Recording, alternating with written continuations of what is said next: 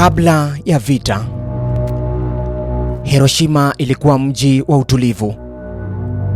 Watoto walicheza mitaani, masoko yalijaa kelele za wauzaji. Hewa ilikuwa safi, maisha yalikuwa ya kawaida. Hakuna aliyejua kuwa mji huu ungeingia katika historia, si kwa sababu ya uzuri wake, bali kwa sababu ya janga kubwa la binadamu kuwahi kutokea.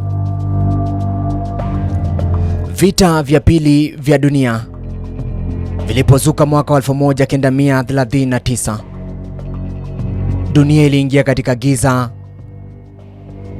Mataifa makubwa yalipambana: Ulaya, Afrika, Asia hadi bahari ya Pacific. Mwaka wa 1941, Japan ilishambulia Pearl Harbor huko Marekani. Hatua hii iliingiza Marekani moja kwa moja vitani. Wakati vita vikizidi, Marekani ilianza mradi wa siri, mradi wa Manhattan wenye lengo moja: kutengeneza silaha yenye nguvu kuliko zote zilizowahi kuwazwa na mwanadamu, bomu la atomic. Asubuhi ya tarehe 6 Agosti mwaka 1945, ndege ya kijeshi aina ya B-29 iitwayo Enola Gay ilipaa kutoka kisiwa cha Tinian. Ndani yake bomu la kwanza la atomic lililowahi kutengenezwa kwa matumizi ya kivita lilikuwa ndani, yani bomu la Little Boy. Asubuhi, bomu hilo liliangushwa juu ya jiji la Hiroshima. Sekunde chache baadaye, mlipuko mkubwa, mwanga mkali kuliko jua, joto la zaidi ya nyuzi joto milioni 1.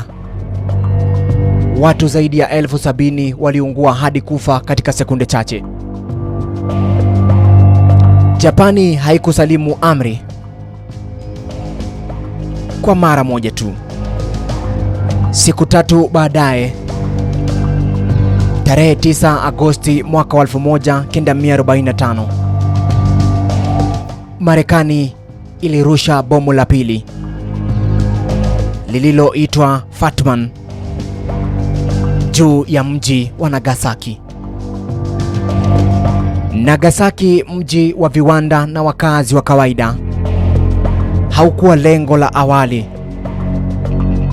lakini kutokana na hali ya hewa na mazingira ya kijeshi ukawa chaguo.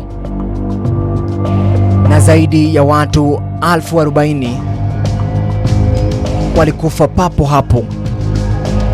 Maelfu waliungua vibaya. Maji, ardhi, hewa, vyote vilichafuliwa na mionzi ya nyuklia. Walionusurika walikumbwa na mateso yasiyoelezeka.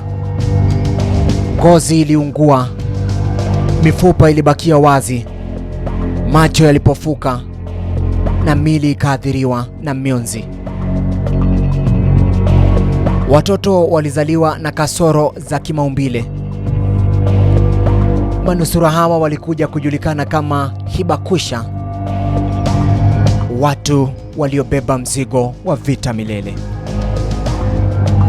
Hawakuteseka tu kwa mwili, bali pia walikataliwa na jamii. Kuzaa, kuoana, vyote walivihofia kwa hofu ya mionzi walionayo milini. Tarehe 15 Agosti mwaka 1945, Mfalme Hirohito wa Japan alihutubia taifa kwa mara ya kwanza katika historia. Katika sauti ya huzuni, alitangaza kusalimu amri kwa ajili ya mustakabali wa taifa la Japani. Vita vya pili vya dunia vikafika mwisho hapo hapo. Dunia ilishangilia, lakini Hiroshima na Nagasaki zilibaki na majeraha ya milele. Je, ilikuwa ni lazima kutumia bomu la kinyuklia? Baadhi wanasema ndiyo, kwa maana iliharakisha mwisho wa vita, iliokoa mamilioni ya maisha ambayo yangepotea katika uvamizi wa ardhini. Lakini wengine wanasema hapana, Japan ilikuwa tayari kushindwa. Ilikuwa majaribio ya saikolojia, ya kisiasa, ya kuonyesha Marekani ilikuwa taifa lenye nguvu isiyo na kifani. Leo hii Hiroshima na Nagasaki ni majiji ya amani, yamejengwa upya kwa maadili mapya, na kila mwaka tarehe 6 na tarehe 9 mwezi wa Agosti dunia hukusanyika kwa kumbuka waliopotea na kuapa kamwe tena hatutowahi. Watoto wa shule husoma historia hii, manusura husimulia hadithi zao, mahekalu, bustani na makumbusho hueneza ujumbe wa msamaha, matumaini na amani.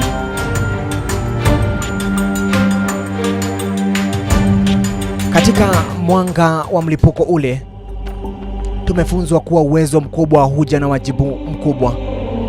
Tumefunzwa kuwa maisha ya mwanadamu ni ya thamani kuliko siasa, ushindi au madaraka.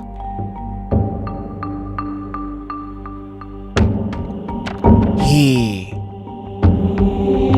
ni Darubini,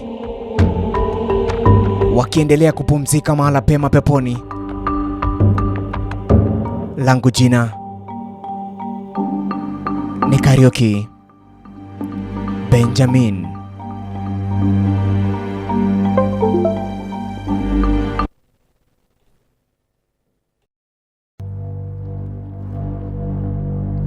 Kabla ya vita, Hiroshima ilikuwa mji wa utulivu. Watoto walicheza mitaani, masoko yalijaa kelele za wauzaji. Hewa ilikuwa safi, maisha yalikuwa ya kawaida. Hakuna aliyejua kuwa mji huu ungeingia katika historia, si kwa sababu ya uzuri wake, bali kwa sababu ya janga kubwa la binadamu kuwahi kutokea. Vita vya pili vya dunia vilipozuka mwaka 1939, dunia iliingia katika giza. Mataifa makubwa yalipambana: Ulaya, Afrika, Asia hadi bahari ya Pacific. Mwaka wa 1941, Japan ilishambulia Pearl Harbor huko Marekani. Hatua hii iliingiza Marekani moja kwa moja vitani. Wakati vita vikizidi, Marekani ilianza mradi wa siri, mradi wa Manhattan wenye lengo moja: kutengeneza silaha yenye nguvu kuliko zote zilizowahi kuwazwa na mwanadamu, bomu la atomic. Asubuhi ya tarehe 6 Agosti mwaka 1945, ndege ya kijeshi aina ya B-29 iitwayo Enola Gay ilipaa kutoka kisiwa cha Tinian. Ndani yake bomu la kwanza la atomic lililowahi kutengenezwa kwa matumizi ya kivita lilikuwa ndani, yani bomu la Little Boy. Asubuhi, bomu hilo liliangushwa juu ya jiji la Hiroshima. Sekunde chache baadaye, mlipuko mkubwa, mwanga mkali kuliko jua, joto la zaidi ya nyuzi joto milioni 1. Watu zaidi ya 70,000 waliungua hadi kufa katika sekunde chache. Japani haikusalimu amri kwa mara moja tu. Siku tatu baadaye, tarehe 9 Agosti mwaka 1945, Marekani ilirusha bomu la pili lililoitwa Fatman juu ya mji wa Nagasaki. Nagasaki, mji wa viwanda na wakazi wa kawaida, haukuwa lengo la awali, lakini kutokana na hali ya hewa na mazingira ya kijeshi ukawa chaguo, na zaidi ya watu 40,000 walikufa papo hapo. Maelfu waliungua vibaya. Maji, ardhi, hewa, vyote vilichafuliwa na mionzi ya nyuklia. Walionusurika walikumbwa na mateso yasiyoelezeka. Ngozi iliungua, mifupa ilibakia wazi, macho yalipofuka na mili ikaathiriwa na mionzi. Watoto walizaliwa na kasoro za kimaumbile. Manusura hawa walikuja kujulikana kama Hibakusha, watu waliobeba mzigo wa vita milele. Hawakuteseka tu kwa mwili, bali pia walikataliwa na jamii. Kuzaa, kuoana, vyote walivihofia kwa hofu ya mionzi walionayo milini. Tarehe 15 Agosti mwaka 1945, Mfalme Hirohito wa Japan alihutubia taifa kwa mara ya kwanza katika historia. Katika sauti ya huzuni, alitangaza kusalimu amri kwa ajili ya mustakabali wa taifa la Japani. Vita vya pili vya dunia vikafika mwisho hapo hapo. Dunia ilishangilia, lakini Hiroshima na Nagasaki zilibaki na majeraha ya milele. Je, ilikuwa ni lazima kutumia bomu la kinyuklia? Baadhi wanasema ndiyo, kwa maana iliharakisha mwisho wa vita, iliokoa mamilioni ya maisha ambayo yangepotea katika uvamizi wa ardhini. Lakini wengine wanasema hapana, Japan ilikuwa tayari kushindwa. Ilikuwa majaribio ya saikolojia, ya kisiasa, ya kuonyesha Marekani ilikuwa taifa lenye nguvu isiyo na kifani. Leo hii Hiroshima na Nagasaki ni majiji ya amani, yamejengwa upya kwa maadili mapya, na kila mwaka tarehe 6 na tarehe 9 mwezi wa Agosti dunia hukusanyika kwa kumbuka waliopotea na kuapa kamwe tena hatutowahi.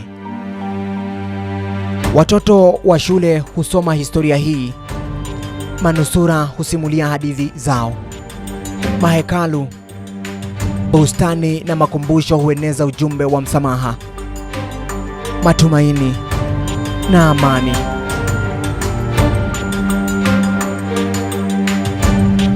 Katika mwanga wa mlipuko ule, tumefunzwa kuwa uwezo mkubwa huja na wajibu mkubwa.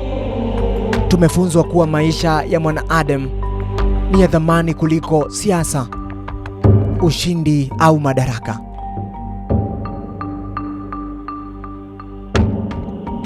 Hii ni Darubini,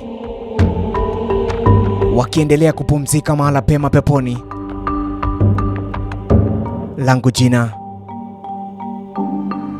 ni Kariuki Benjamin.